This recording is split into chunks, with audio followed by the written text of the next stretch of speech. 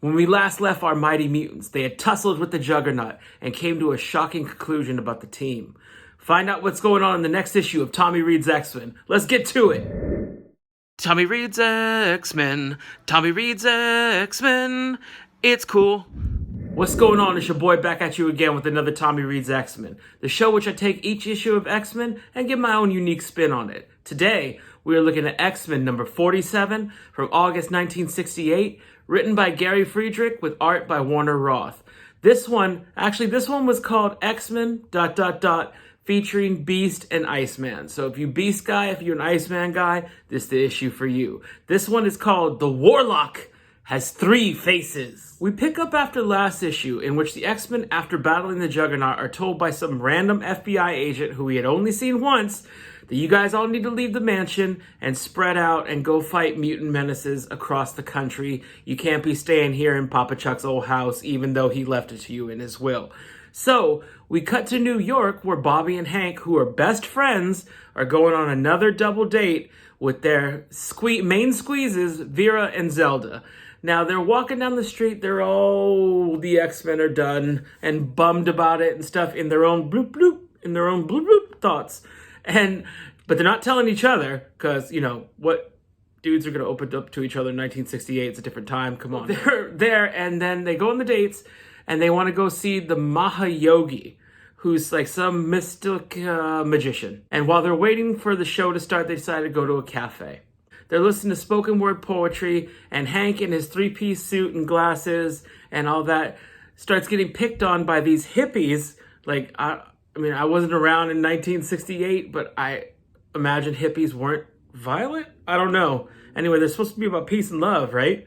Anyway, these hippies are like, this square here ain't one of us. And then Hank's like, reading his book all pretentious, I don't really want to get into a fight, but then Iceman he cuts the lights, and rather than expose themselves by just, punching these dudes out, a little two-piece, that decide to use their mutant powers. Like, Iceman literally makes a little ice staff and like he's Donatello from the Ninja Turtles, and he hits him. And Hank, uses his big-ass feet to, trip him up and stuff. Like, why expose your powers when you don't need to? It was dumb. Dumb. Cut to the show that they're going to. I guess it's an early show or something like that, like the matinee or whatever. And the Mahayogi is actually hypnotizing these people to be his psychic army, which sounds cooler than it will be. The Mahayogi is like this white dude with a turban on and a long goatee, and he's going like this a lot. So that's basically him in a nutshell. Now, when Bobby and Hank get to the show and the Mahayogi comes out and he starts to do his, hypnotizing bit or whatever, they quickly realize that it's someone they have fought before. His name, at the time they fought him, was the Warlock, but everybody knows him as Merlin. Yes, that Merlin from King Arthur times, the guy who made the books dance in The Sword and the Stone, except for this dude bad. And he fought the X-Men a bunch of issues ago, at least a dozen issues ago, and he built this underground Camelot looking thing, and it was a whole thing. Charles let them fight in a gladiator pit while he watched, and it was a whole crazy thing. Now the X-Men say, we gotta stop this. So they quickly, which they were carrying their costumes on them for some reason, even though the team broken up, but I guess always be prepared, that's cool. So they threw their costumes on, and then they're like, Warlock, and he's like, X-Men. And they start to tussle, and Hank goes in first, like he always does. Hank always goes in first to fight. He's usually the first knocked out, and this was no different. Hank got the beat out of him. He got messed up. What Merlin was doing, I'm gonna call him Merlin. What Merlin's doing was messing with his mind using magic and then just putting straight hands on him, Iceman was doing a little bit better, but not too much. He would get messed up in the mind and stuff, and then it went back and forth for a little bit. The action wasn't great, but it was still pretty interesting and stuff. Now, if I'm the crowd right now, okay, even if I'm hypnotizing the psychic army, I'm thinking, is this part of the show? Is the X-Men in on this?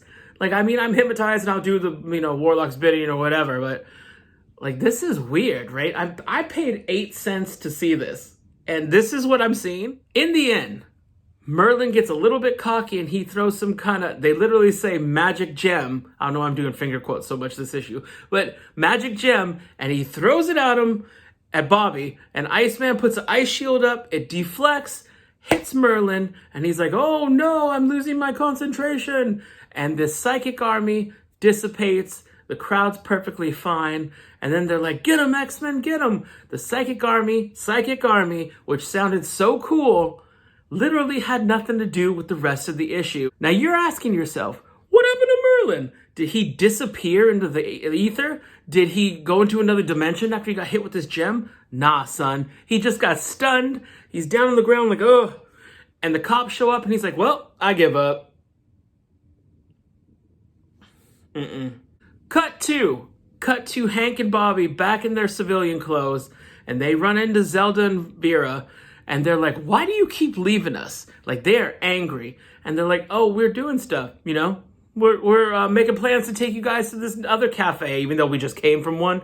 And they're like, oh, okay. And they got unmad like that. I don't buy it. And that was the end of the issue. Nothing happened. Let's get to the backup story. In the backup story, we've been following Iceman. And we learned about his origin story and stuff. It was all kind of lame, to be honest. But, I mean, the Tommy Reed's X-Men issues were fantastic. Go back and watch those. But, yeah. So this one was called I, the Iceman. And it was a little bit different than... Actually, it was way different than the past previous issues because we were learning about his origin, like I said. But in this one, he's talking directly to us, the reader. And he's like, hey, guys...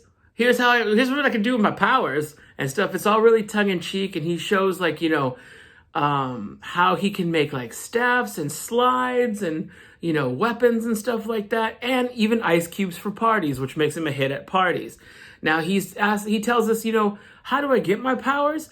I get it from the moisture in the air, so I can literally create it, like, you know, out of nothing or whatever, just taking the air's moisture and creating my ice powers, freezing it inside me and stuff like that. And he's like, it's all very scientifical. I don't want to get into it, which is weird because it was the whole point of this backup story. And he wonders out loud what a fight with him and the Human Torch would be like.